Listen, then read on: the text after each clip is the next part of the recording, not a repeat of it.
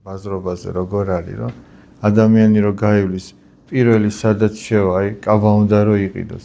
მივა და იქვე იყიდის. იქ იმას არ მოსწონს, გაუვლის, იქაც ნახავს, იქაც, სადღაც ეძებს, ხო ეძებს, არა? ხო და მაგიტო ამბობ, მე რო ვიცი, რომ იქიდან ხარ და ეხლა ნახეთ, მაგრამ ვიღაცამ შეიძლება ყველაფერი შემოიარა, არცად მოეწონა და აი პირველი აქ რო იყო, აქ მოეწონა, სხვას რო არ მოეწონა, იქ ამას მოეწონა. ადამიანების განსხვავებულები ვართ, ხო და ყველას ერთნაირი არ მოსწონს და მაგრამ ყოველ შემთხვევაში დავუშვათ, აი პირველივე დახლთან მივიდა და არ მოეწონა. მაგის გამო ახლა გამოვრუნდება და სახში წამოვა?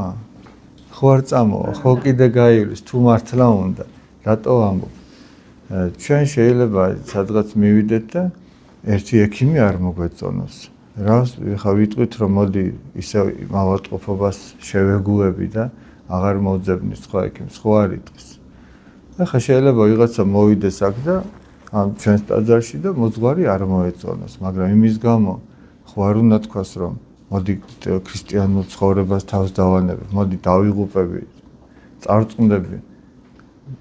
იმიტომ რომ ეს კონკრეტული მოძღვარი არ მომეწონა, ხო არ იქნება სწორი დამოკიდებული. თუ ადამიანს უნდა რომ მოსწონება იგრძნოს და სული დაუმშვიდდეს.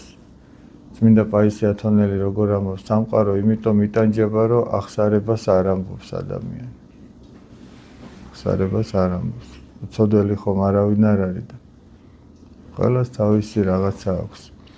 მე მაგალითად მე რომ მკითხოს ადამიანმა რომ არ არსებობდეს მოძღვარი და რომ არ არსებობდეს ახსარების სინანულის შესაძლებლობა, არ ვიცი, მაგას დიდი სატანჯველი ალბათ არ იქნებოდა.